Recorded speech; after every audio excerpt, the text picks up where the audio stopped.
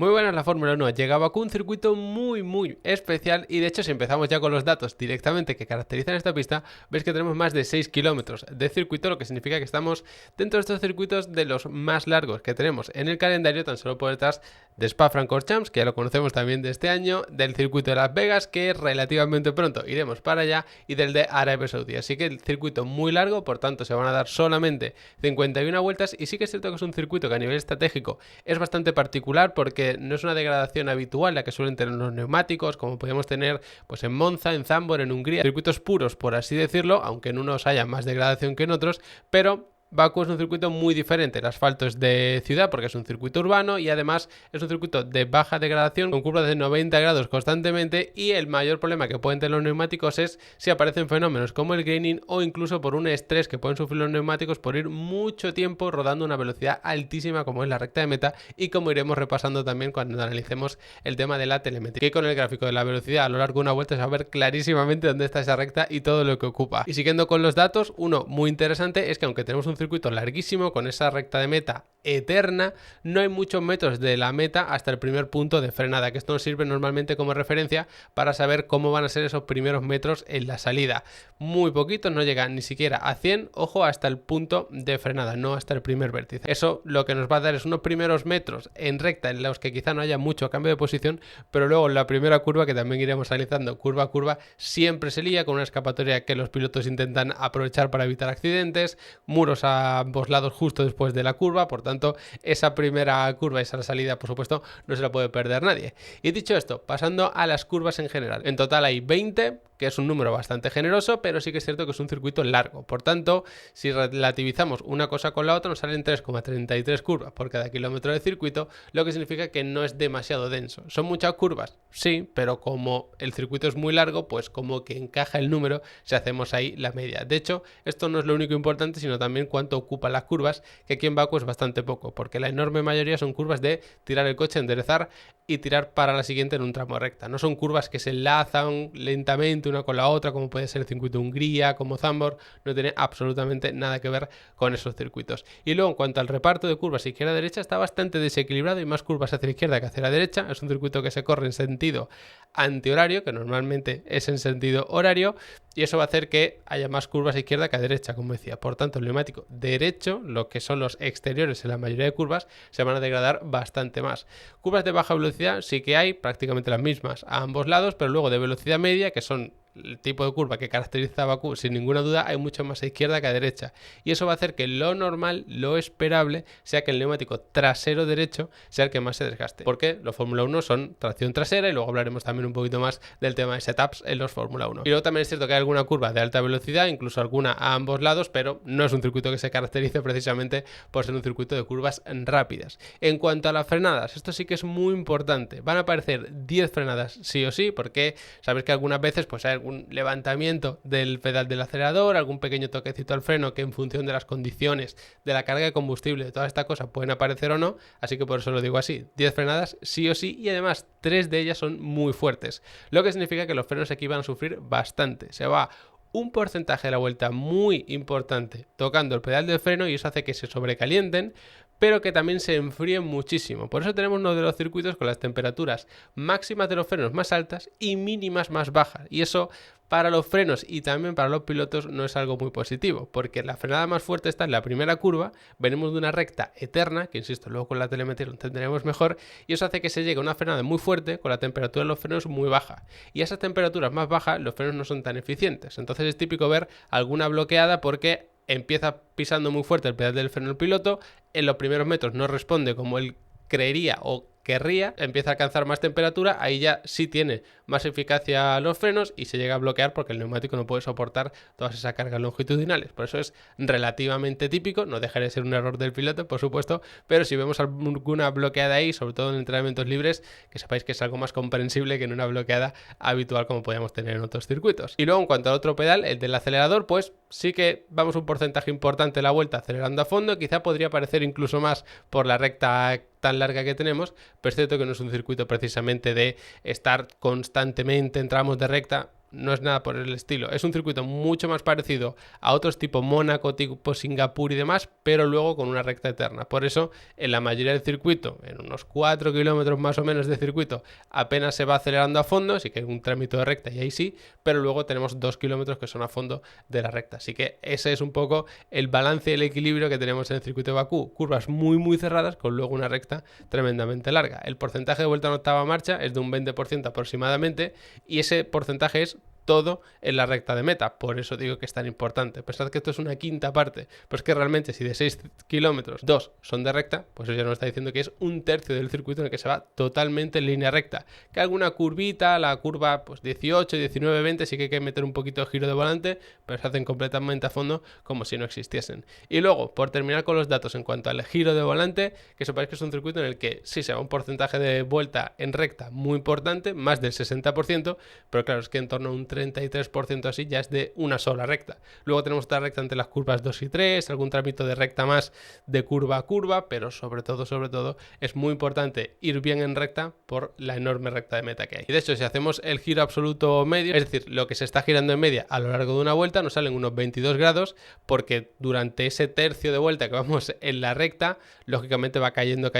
la media, pero luego en el resto del circuito es constantemente girando un lado y otro y con bastante giro, porque como el circuito es relativamente estrecho en algunas zonas, hay que meter todavía más giro del que pueda parecer. No son curvas muy lentas, pero sí que un poquito más cerrada y lo normal es considerarlas de velocidad media. Pero claro, dentro de que sea una curva de velocidad media, pues una curva muy larga, muy corta, puede ser un poquito más ancha, que el asfalto sea de una manera o de otra, el tipo de piano, todo eso va a influir. Entonces no es importante quedarnos con un dato, que eso no nos aportaría información ninguna, sino tener todos estos en contexto, que por eso os los traigo y así entender bien cómo es este circuito. Y precisamente si eso es lo que más os gusta de esto de la Fórmula 1, el automovilismo, que es entender toda esa ingeniería y dinámica y todas estas cosas que hay detrás, pues en Leva Lap Academy tenéis una cantidad de cursos brutal, podéis hacer los que os dé la gana, podéis ir siguiendo las clases también en directo cuando las vayamos dando. Por ejemplo, el último curso que hicimos con un enfoque más de ingeniería era de materiales, explicábamos las propiedades fundamentales de los materiales y luego nos metíamos en detalle con ejemplos de automovilismo, por supuesto, pues en materiales como el aluminio, la fibra de carbono, el acero, el titanio. Y luego tenemos otros cursos, por ejemplo, el que vamos a hacer a partir de la semana que viene,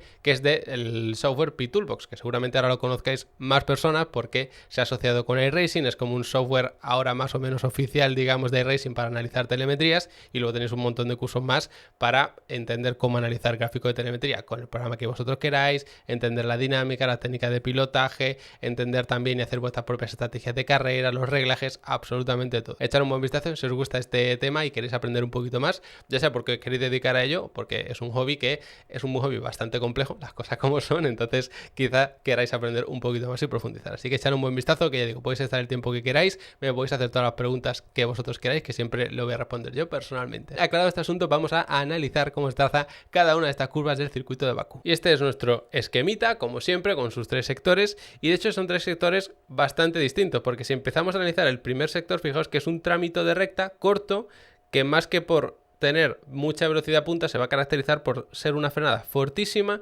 y luego curva de 90 grados, curva de 90 grados, curva de 90 grados y otra más. Son 4 curvas exactamente iguales, lo que pasa que para diferentes lados tenemos 3 a izquierda y una derecha, y luego ¿dónde va a estar la clave? Pues que sea muy eficiente en frenada también en la 3 y que el coche sobre todo sea controlable en estas curvas de 90 grados, que tenga tanto buena entrada, que el coche no supire, como buena salida, que sea bastante estable, es decir, que el piloto pueda ser agresivo con el acelerador y no perdamos el control del coche ahí, que de todas formas luego lo aclaramos con el tema de los setup, que en este sentido también hay una pequeña sorpresa por ahí.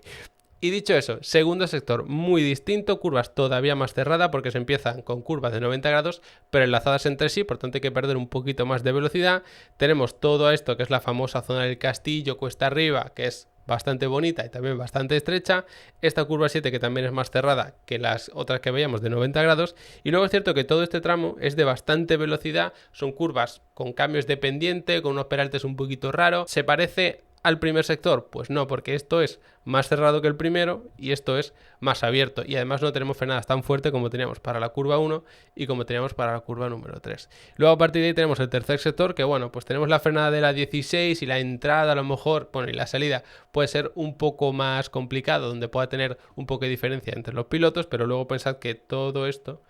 es completamente a fondo y de aquí a aquí hay 2 kilómetros de circuito, que es lo que os decía, que luego veremos con la telemetría. Así que si vas bien en recta, vas a destacar en este tercer sector. Si tu punto fuerte son sobre todo las frenadas, vas a destacar en este primero, y si es el rendimiento en curva en general, pero no tienes tampoco excesivo rendimiento en frenada y tampoco mucha velocidad punta, pues entonces en el segundo sector se verá cómo marcas mejores tiempos. Ojo, siempre contextualizando y relativizando con el resto de pilotos que sean rivales directos. Lógicamente no podemos comparar de repente un Haas con el McLaren, siempre habrá que comparar el Haas pues con los que están por ahí con él en esa parte media. Y luego, dicho esto, ¿dónde se puede adelantar? Pues hombre, la primera zona de DRS teórica es esta que tenemos aquí, entre las curvas 2 y 3, y lo digo porque en esta recta de meta tenemos también bastante tramo de DRS. Para esta primera zona hay que pasar a menos de un segundo antes de la curva 2 y luego justo en la salida ya se puede abrir el DRS, y sí que es cierto que puede dar tiempo a adelantar, sobre todo apurando la frenada de la 3, pero lo más normal, sin ninguna duda, es intentar adelantar en esta pedazo de recta eterna. De hecho, si empiezas la recta incluso a un segundo, 1.1, y sales bien de la 16, utilizando el rebufo, aunque aún no puedas abrir el DRS, aquí te puedes ir pegando, aquí ya puedes pasar a menos de un segundo, aquí abres DRS y luego ya apurando la frenada de la 1 puedes terminar el adelantamiento. Por eso digo que aunque estés relativamente lejos y tienes buena velocidad punta y también buen rendimiento en frenada, en esta recta se puede adelantar. ¿Que no has conseguido adelantar pero te has quedado relativamente cerca? Pues entonces sí que lo normal es intentar aprovechar esta segunda zona. También es cierto, y lo bonito de estas zonas de DRS seguidas, es que si alguien adelanta aquí, puede ser adelantado aquí, porque claro, si has adelantado un piloto apurando frenada, lo normal es que aquí pase a menos de un segundo de ti. Podrá abrir el DRS, podrá pegarse mucho aquí y podrá ser él el que ahora apure la frenada para intentar el adelantamiento. Clave absoluta, pues cubrir el interior en todas estas maniobras, porque sabemos que en esta Fórmula 1 actual es lo más importante si quieres adelantar o te quieres defender. Y dicho todo esto, ya podemos pasar a analizar cada una de las curvas, que sí que es cierto que las del primer sector pues son un poco monótonas, pero luego el resto sí que tienen un poquito más de gracia. Empezamos, primer sector, primera curva, que como veis no son imágenes de satélite como suelo utilizar habitualmente, sino que son del simulador, salta a la vista porque es un trazado urbano. Lo normal, si veis cualquier aplicación de foto satélite, pues no lo vais a ver así, ¿vale? Con los pianos y todas estas cosas, por eso está así. Aclarado el asunto, curva número 1. ¿Dónde suele estar la clave y la referencia? Por supuesto, entrar muy abierto aquí, pero pensando tanto en este muro, que es como una especie de pico que sale por aquí, como en este que se va cerrando. Y de hecho, si tenemos en cuenta este pico y este muro de aquí, lo que nos queda es una especie de hueco que es el que se suele aprovechar. Ahí lo tenéis como referencia, sobre todo si le vais a dar al simulador y todo esto, es interesante. Y luego para comparar las cámaras on-board, sobre todo en Quali, también es interesante porque en función de cómo entres en la 1, vas a condicionar tu salida y habrá algunos que se apuren un poquito más aquí, otros que vayan más sobrado y entren por aquí, y los que directamente aprovechen y marquen por esta zona. Se frena muy fuerte, como os decía, se ataca ligeramente tarde, se bordea ese piano interior, que hay quien lo ataca un poco más agresivo y quien menos, pero lo más importante es no venirte largo por aquí, apurar y rápidamente ganar un poquito más los metros de la pista, porque como decía, aquí el muro se va cerrando. Tramo de recta relativamente corto hasta la curva número 2 y es prácticamente igual. Se frena muy fuerte, hay que estar bien abierto. También suele haber mucha diferencia con cómo se apura ese muro interior, porque si vas demasiado agresivo y tienes que hacer alguna corrección, ahí pierdes tiempo y lo vas a penalizar también en la salida de la curva, y aquí sí que hay un tramo de recta más importante con zona de DRS y todo esto. Importantísimo la frenada, y en circuitos así, es verdad que lo digo en casi todos los circuitos, pero aquí es especialmente importante, ante la duda, sacrificar la frenada. Frenas un poco más, un poco antes, y si ves que has perdido demasiada velocidad, pues aprovechas para intentar salir con más velocidad de ahí. Es decir, si has entrado lento, puedes salir más rápido. Si lo haces todo idílico, pues no hace falta que entres tan lento, lógicamente, ¿no? Pero en cualquier caso es una curva que se suele atacar más bien neutra, ni siquiera demasiado tarde, porque es cierto que si atacas demasiado tarde, puedes empezarla con más velocidad, y si vas a adelantar o defenderte ahí sí que te puede interesar, pero en buena lanzada de clasificación, cuando estás intentando llevar buen ritmo, si redondeas más la curva, también la puedes hacer sin problema, y además no sobrecalientas tanto los neumáticos delanteros pegando un volantazo más fuerte aquí en la entrada. Como decía, tramo de recta, este muro también hay que apurarlo bien, y se llega a la frenada de la curva 3, otra curva de 90 grados, otra vez hacia la izquierda, pues otra vez como antes. Se frena bien apurado, se ataca a neutra, se busca el muro exterior, pero aquí hay una diferencia, y es que justo cuando te estás abriendo aquí, ya tienes que estar intentando ganar la parte izquierda del circuito, porque entre las curvas 3 y 4 no hay una recta tan larga y la siguiente curva, que es la 4, no es hacia la izquierda, sino que es hacia la derecha y la tenemos justo por aquí. De hecho, aquí vemos las flechitas de la calle que nos indican hacia dónde es. Pues frenada muy fuerte otra vez, se vuelve a redondear y hay que estar aquí bien abierto. Y de hecho, justo después tendríamos la curva número 5, que también es hacia la izquierda, es decir, también volvemos a tener un cambio de giro, por tanto, justo hay que abrirse a este muro y buscar la parte derecha del circuito, porque otra vez tenemos curva de 90 grados, sí, pero al menos es un poco distinta. La curva 5 es mucho más redondeada que la mayoría que tenemos aquí, y luego la 6 sí que es más normal o más parecida al resto, pero claro, siendo esta de 90 grados no se puede trazar igual que el resto porque venimos de una curva 5 que es mucho más redondeada. En este caso sí, tanto por la propia naturaleza de la 5 como porque después tenemos la 6, hay que atacar un poquito tarde la curva 5, quedarnos más o menos a mitad de pista y ahí hacer el giro para atacar la 6. Y de hecho, con las protecciones también podemos encontrar una pista. Si os fijáis, las protecciones hacen como una especie de extraño aquí, que eso en la cámara on board también se ve, y hay que aprovechar precisamente esa especie de hueco que dejan para quedarnos bien pegaditos a la izquierda en la salida. Si vas demasiado lento y te quedas como por aquí, has perdido un montón de tiempo, porque esta curva ya es cerrada de por sí, entonces si sales más lento todavía vas a tener menos velocidad y tampoco es eterna la recta entre las curvas 6 y 7, pero hombre, si vas perdiendo tiempo durante varios metros, pues eso se va a notar mucho en el tiempo por vuelta. Y luego tenemos la curva número 7, quizá una de las curvas más complicadas o más interesantes también del circuito, y lo que digo todos los años y con este tipo de curvas también, lo repito siempre porque no queda otra. Es una curva que se va enroscando hacia la izquierda y luego hacia la derecha. En este tipo de curvas siempre tenemos que estar más o menos a mitad de pista y frenar hacia afuera en línea recta. Si estás aquí pegado y frenas en línea recta, que es como más eficiente en la frenada, te vas fuera. Desde el centro de la pista un poquito menos, frenamos en línea recta hacia afuera, utilizamos esta línea como referencia para justo girar antes de ella y luego redondeamos hasta el final. Importante, esta línea, este muro, este piano y este. De este nos olvidamos que no nos interesa. Se redondea por aquí y se busca directamente este. No hay que estar ahí cerrado buscando un doble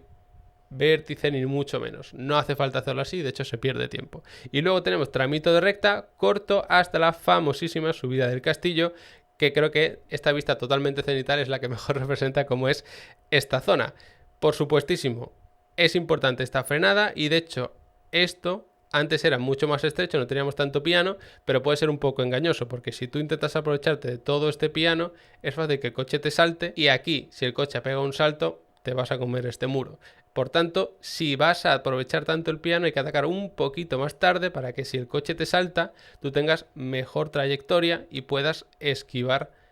este muro de aquí. Luego, todo esto es en subida, se hace como en línea recta, bien pegaditos a la izquierda para la curva 10,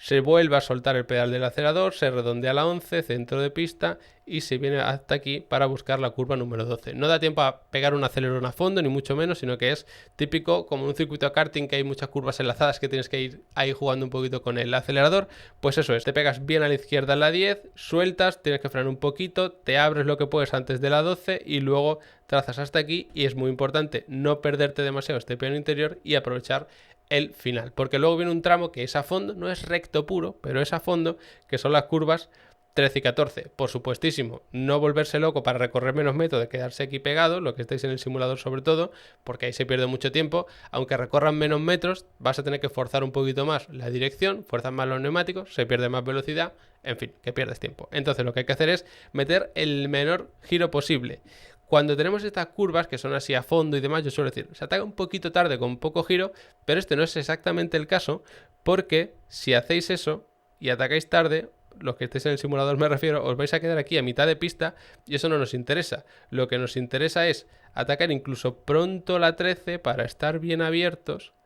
de cara a la 14 y hacerla toda como con muy poquito giro de volante, pero constante, no estar pegando volantazos, que ahí es donde se perdería tiempo. Y luego, justo después de la 14, hay que estar abiertos otra vez porque tenemos la curva 15, que es muy parecida a la 7, pero todavía más complicado porque se llega a más velocidad y encima aquí tenemos una pendiente hacia abajo que te empuja contra este muro. Importantísimo clavar la frenada de la 15 y con la trazada adecuada. Nada de estar aquí pegados para frenar en línea recta, que nos comemos el vértice. más alejaditos por aquí, apuntando hacia afuera, se frena en línea recta y así la frenada es eficiente, la trazada es perfecta y podemos aprovechar todo el ancho del circuito. Porque ya digo, es una pendiente hacia abajo, si bloqueas o no frenas lo suficiente o lo que sea, te vas directamente contra el muro. Y luego, pequeñito tramo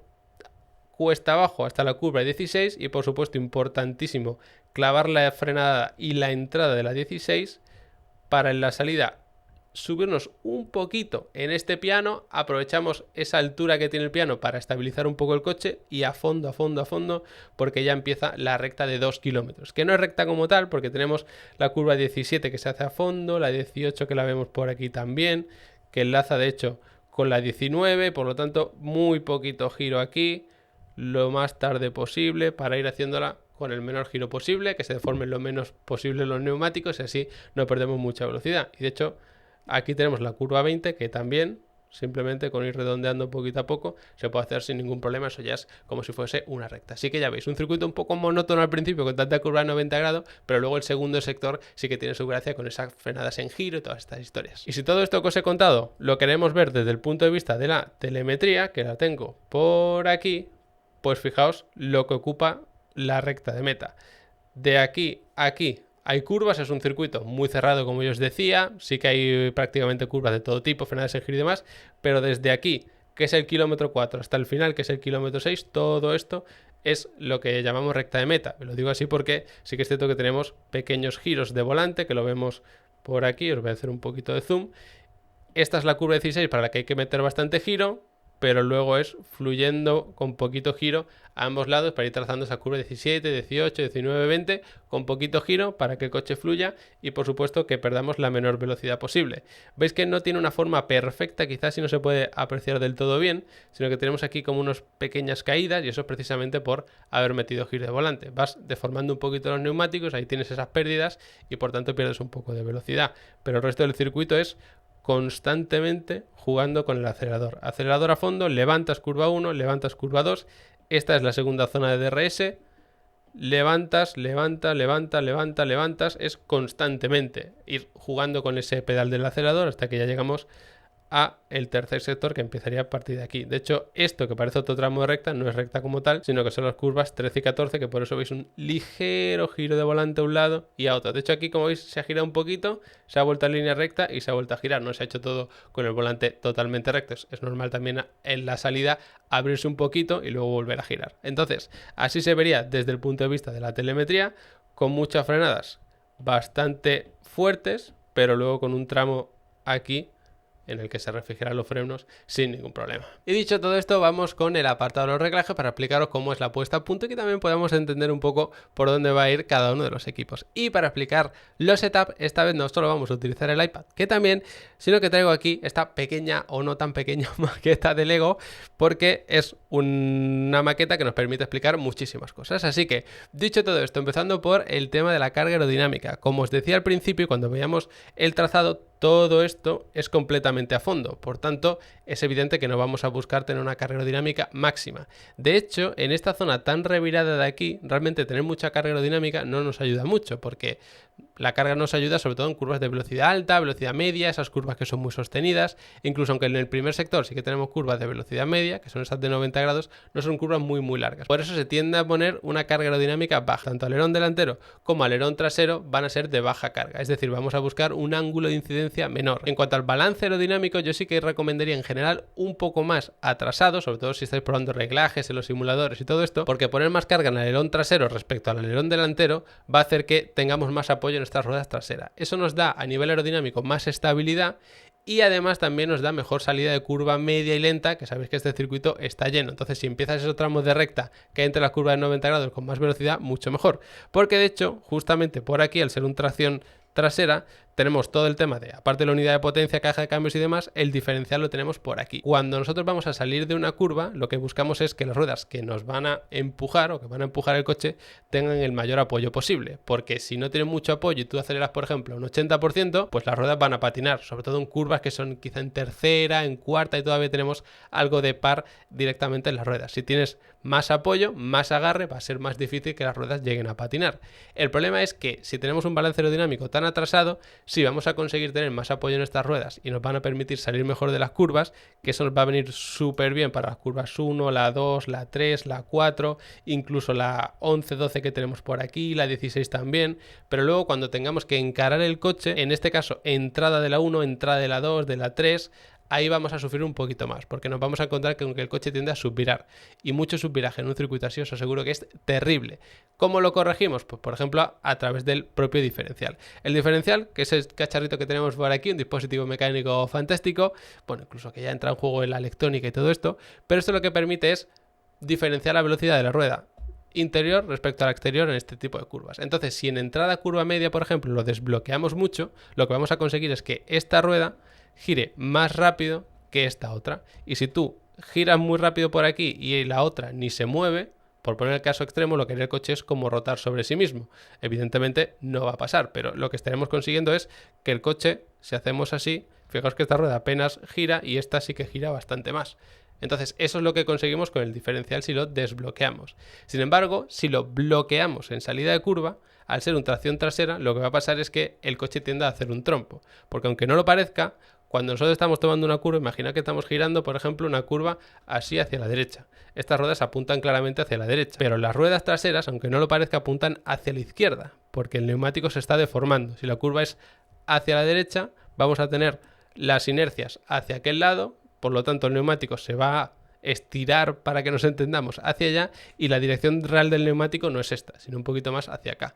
Entonces, si el coche está girando para acá y este tren trasero apunta hacia afuera, ¿qué es lo que va a pasar en una curva? Pues que el coche termine haciendo un trompo. Entonces, en salida de curva, ¿qué es mejor, bloquear o desbloquear el diferencial? Para un circuito así, teóricamente es mejor bloquearlo, porque vamos a tener, como decía, pues mejor salida de curva 1, 2, 3, 4, estas curvas tan cerradas, incluso la curva 16, la 7, ahí nos va a dar más apoyo. El problema es que tengamos un problema de que el coche tiende a descontrolarse. ¿Cómo podemos compensar este descontrol adicional del coche? Aparte de jugando con las suspensiones, amortiguadores y todo esto, pues con la convergencia de las ruedas traseras. Por si no lo sabéis, las ruedas delanteras tienen ciertas divergencias, es decir, no están totalmente alineadas hacia adelante, sino que esta rueda apunta un poquito hacia afuera y esta también. Y eso lo que hace es permitirnos que el coche sea más ágil entrando en curva, algo que nos viene muy bien en un circuito así, por ejemplo. Y de hecho, esa deformación extra que le metemos al neumático nos reporta un extra de agarre que en las frenadas fuertes, como por ejemplo la de la curva 1, la de la curva 3, nos va a ayudar todavía más. Problema: más deformación en los neumáticos, más pérdidas y menor velocidad punta. Eso ya también depende un poco del balance que tenga cada uno de los equipos. Pero aparte de eso tenemos convergencia detrás, que yo os decía. Es decir, las ruedas traseras realmente apuntan un poquito hacia adentro y no totalmente hacia adelante. Eso nos aporta un extra de estabilidad. Por tanto, yo cargo mucho el coche de atrás gracias a la aerodinámica, o el balance aerodinámico está atrasado porque la carga es relativamente baja. Eso me da un extra de apoyo aquí. Por tanto, voy a aprovechar ese extra de apoyo bloqueando el diferencial, que me permite empujar más con esas ruedas traseras que tienen más apoyo y por tanto menos pérdida de agarre, puedo salir mejor de esas curvas medias. Problema: que si salgo excesivamente bien, el coche puede llegar a patinar y me hago un trompo. ¿Cómo lo corrijo? Metiéndole esa convergencia a las ruedas traseras, que, como se suele explicar, al menos yo, es que apuntan hacia adentro, es decir, están intentando estabilizar el coche. Si apunta hacia afuera, la divergencia delantera está intentando desestabilizar el coche. Y de esa forma, más o menos, podemos entender el tema de la convergencia y la divergencia. Entonces, aunque podamos ir construyendo nuestro pool de los reglajes poco a poco, sí que es cierto que es un circuito bastante complejo, no solo porque tenemos curvas muy cerradas y luego una recta enorme, sino porque esto conlleva muchas cosas. Y de hecho, otra cuestión clave es a nivel de las propias suspensiones, porque las suspensiones siempre la quieres tener lo más bajita posible, porque aerodinámicamente eso es fantástico, menos hueco tiene el aire para ir por debajo del suelo del coche, por lo tanto va a ir más rápido, provocamos ese efecto de succión que lo que va a hacer es ir apretando hacia abajo nuestro coche. Pero claro, si llega un límite, sabéis que la tabla esta de la parte inferior del coche, del suelo, va rozando el suelo, y si roza mucho, se desgasta mucho, te descalifican. En circuitos así, que tenemos una recta eterna y luego curvas muy cerradas, lo normal es poner el coche un poquito más alto de lo habitual, no solo para proteger el suelo, sino para luego poder poner unos muelles un poquito más blandos, porque lo normal es que si tienes unos muelles muy rígidos, el coche sí que es cierto que va a hacer un rebote muy rápido, pero va a tardar muy poco en recuperar su posición. Si tú tienes un muelle más blandito, va a absorber mejor esos baches, no va a tener una vibración tan fuerte, sino que va a ser un poquito más suave y por tanto vas a fomentar un poco más el agarre. Es decir, a nivel de neumático, por resumirlo mucho, que esto es muy matizable, ¿eh? Pero a nivel de neumáticos como que tendrías mejor agarre con los muelles más blandos, pero a nivel dinámico de las inercias y todo esto, que al final se la tienen que comer los neumáticos, pues sería mejor tener unos muelles más rígidos, ¿vale? ¿Qué hacemos en un circuito así? Pues ponemos el coche muy alto y que luego a compresión gracias a los muelles no sea demasiado rígido. Entonces en recta lo vamos bajando gracias a la carga aerodinámica y el coche en recta es bajito, perfecto, menos drag, más carga aerodinámica, aunque en recta tampoco te interese, perfecto. Pero luego cuando frenamos el coche se levanta porque bajamos la velocidad, por tanto baja la carga aerodinámica y por tanto el coche ya no es tan bajito, y así para esas curvas que se enlazan, que tienen más baches, que tienen los pianos, todo esto, el coche es un poquito más alto. Más o menos es ese truco, entre comillas, aerodinámico que os contaba, por ejemplo, en circuitos como Monza, y que aquí también viene al caso porque se puede llegar a utilizar. Ya digo, no significa que esto se tenga que hacer así porque es un circuito tal, sino que luego depende también del reglaje de cada equipo y sobre todo del gusto del piloto, porque un circuito así, si el piloto está incómodo y va a fallar en un punto o en otro, al final lo vas a perder todo porque hay muchos muros. Espero que os haya ayudado a entender este circuito, tanto a nivel de pilotaje, reglaje, telemetría, todas estas cosas, y si queréis aprender mucho más, tanto en Fórmula 1 como automovilismo, de sim racing, de todo esto, pues sabéis que tenéis Level Up Academy, que me vais a encontrar siempre que me queráis. Así que nada, espero que os haya resultado interesante, como decía, este vídeo, y nos vemos después del Gran Premio haciéndole un buen análisis.